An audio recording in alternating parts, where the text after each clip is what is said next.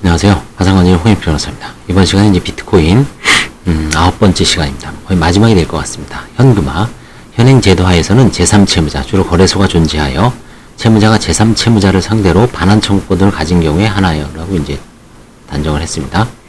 현금화 절차는 채권자의 신청에 따라 추심명령이나 전무명령 또는 민사집행법 241조의 특별 현금화 방법을 사용할 수 있다. 이 현금화가 이제 파산에서도 현금화하죠. 환가라 그러죠. 바꿔야죠. 물건을 돈으로, 값어치 있는 돈으로 바꿔서 나눠주는 겁니다. 배당, 환가 배당 혹은 변제. 추심명령 및 전부명령. 현금화 절차 중 추심명령과 전부명령이 원칙적인 현금화 방법입니다. 그중 추심명령은 압류한 채권이 목적인 급부를 제3채무자로부터 추심할 권능을 집행채권자에게 수여하는 집행법원의 결정입니다.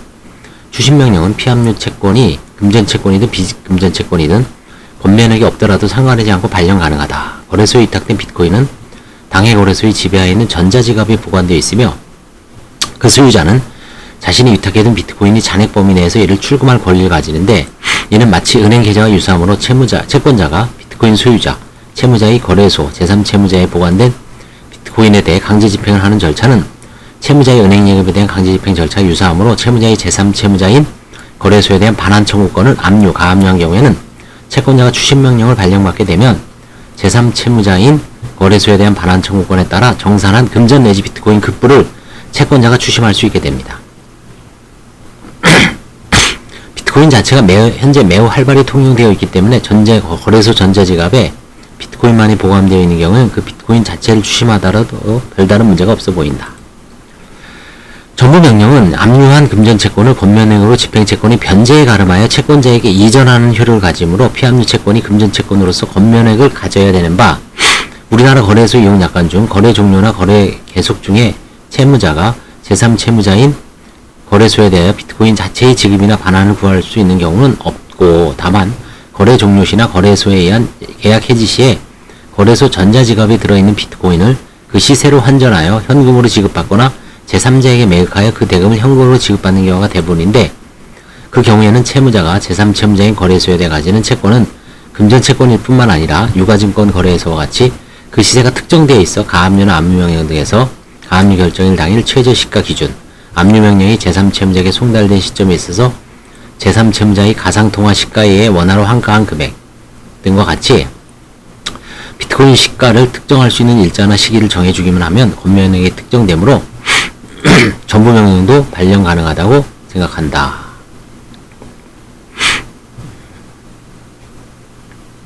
특별현금화. 특별현금화의 방식으로는 1. 양도명령. 법원이 정한 값으로 지급에 가름하여 채권자에게 양도함. 민사집행법 241조 제1항 1호에 의한 방식. 2. 매각명령. 추심에 가름하여 법원이 정한 방법으로 채권을 매각하도록 집행관에게 명함. 동항 제2호에 의한 방식. 3.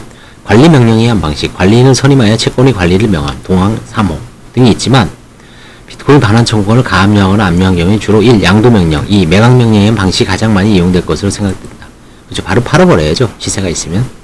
2. 하지만 거래소를 통하지 않은 블록체인이 이용한 개별적인 전자지갑을 통한 비트코인 거래의 경우에는 채무자가 비밀키를 제공하지 않으면 비트코인을 채권자에게 양도하거나 제3자에게 매각하는 게 불가능하고, 추심이나 전부 등의 절차를 진행하기 위해서는 전자지갑의 비밀키를 채무자로부터 취득할 필요가 있는데, 이를 위한 강제집행 절차가 존재하지 않기 때문에 통상의 강제집행 절차를 이용하는 것은 불가능하다고 보인다. 다만 그러한 경우에는 아래에서 보는 것과 같은 간접 강제에 의한 강제집행을 이용할 수 있을 것으로 보인다. 간접 강제. 특정된 비트코인이 양도 의무 이행이나 거래소를 통하지 않은 비트코인으로서 그 소지자가 비밀키 제공을 거부하는 경우, 암호화폐가 거래소를 통한 거래 대상이 된다는 것은 그 자체가 범용성을 띠고 있다는 의미이므로 통상 금전집행의 방식으로 해결이 가능하지만, 당사자 간에 특정한 암호화폐의 수수에 목적을 둔 경우에는 금전집행 방식의 강제집행이 불가능합니다. 예컨대 A가 B에게 A가 특정 일자에 채굴한 비트코인 1단위를 이전하여 주기로 한 경우, 이 계약은 특정 일자에 채굴한 비트코인 이전이라는 개성에 중점을 둔 자기 채권이 됩니다. 이 경우 대상물인 암호화폐는 특정한 유세동사이나 대체물이 일정한 수량이 아니므로 동산 인도 청구의 집행, 민사집행법 257조의 대상이 될 수 없고, A 협력을 요하는 것으로서 비대체적 자기 의무가 됩니다. 나아가 이와 같이 특정된 비트코인이 아니라고 하더라도 앞서 본 바와 같이 거래소를 통하지 않은 블록체인을 이용한 개인이 전자지갑을 통한 비트코인 거래의 경우에는 비트코인 소지자가 비밀키를 제공하지 않으면 비트코인이 인도받는 것이 불가능하여 비트코인 소지자의 협조 없이는 비트코인을 동산 인도 집행 방식으로 인도하는 것이 불가능하고 결국은 비트코인 소지자의 협력을 요하는 부대체적 자기 의무의 대상이 되게 된다. 이러한 경우에 특정 유체문 인도 청구 불이행 시 간접강제 제도를 유추하여 보면 비트코인 소지자 등에 대해서도 비트코인이 인도 의무 및 상당한 인도 기간을 밝히는 한편 비트코인 소지자가 그 기간 이내에 비트코인 인도를 하지 않을 경우에는 늦어진 기간에 따라 일정한 배상을 명하거나 즉시 손해배상을 하도록 명하는 간접강제의 방식을 통한 강제 집행도 고려해볼 만하다. 민사집행 261조입니다.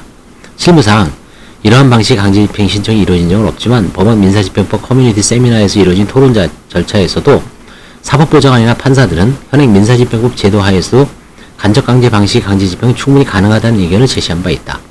하지만 이에 대하여는 실무상 특정 유체문 인도 청구의 경우 동산이 보관 장소를 알 방법이 없거나 채무자 임의 이행 거부 등의 사유로 인하여 유체문 인도 청구의 강제 집행이 불능이 되었다는 사정 등을 대법원 2012년 1월 27일자 2010마 1850 결정이 말하는 특정물 인도 채무에 대한 간접강제를 명하여야 할 특별한 사정을 보지 않고 있는 점 등에 비춰 앞서 본 바와 같은 경우에도 간접강제 방식 강제 집행은 불가능하다고 보아야 한다는 강력한 반론도 제기된 바 있다.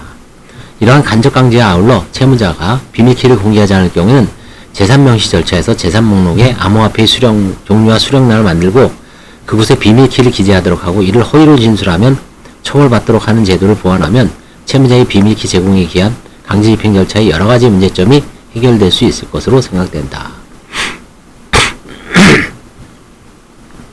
암호화폐, 가상화폐 강제집행 끝났고요. 한 10번에 나눠서 했는데 여기 보면 이제 논문이 많이 나와 있죠. 김희연, 홍세호, 암호화폐 거래에 관한 법적 검토, 비트코인, 이더리움을 중심으로. 이게 양대 산맥이죠.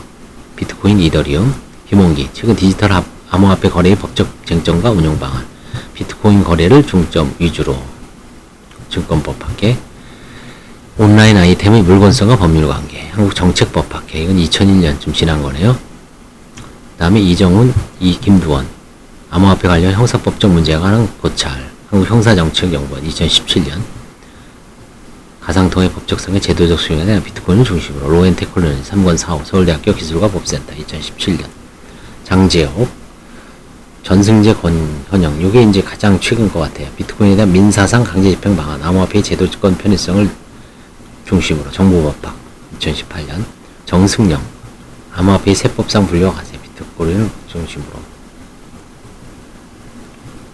외국도 있고요. 일본,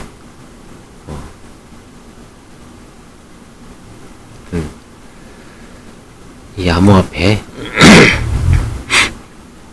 이 책은 소개하면 이겁니다. 민사집행법 실무연구 5권입니다.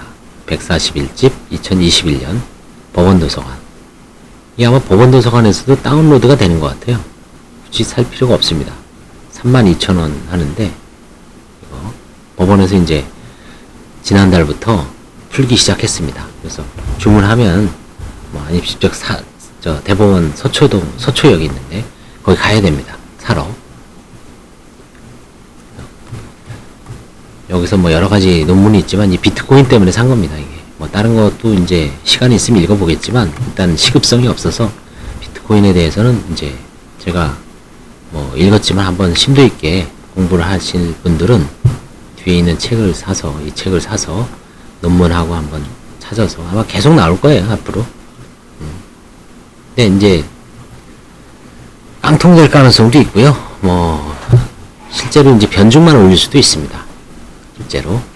그래서 앞으로 대비하는 거는 대비해서 혹시 이제 법률 자문이라든가 뭐 가압류부터 소송 관련해서 해달라는 분들이 있을 때 요거를 잘 연구해서 연구 자료를 해서 일단 뭐 단서는 되겠죠. 실마리 여기부터 출발하는 거죠.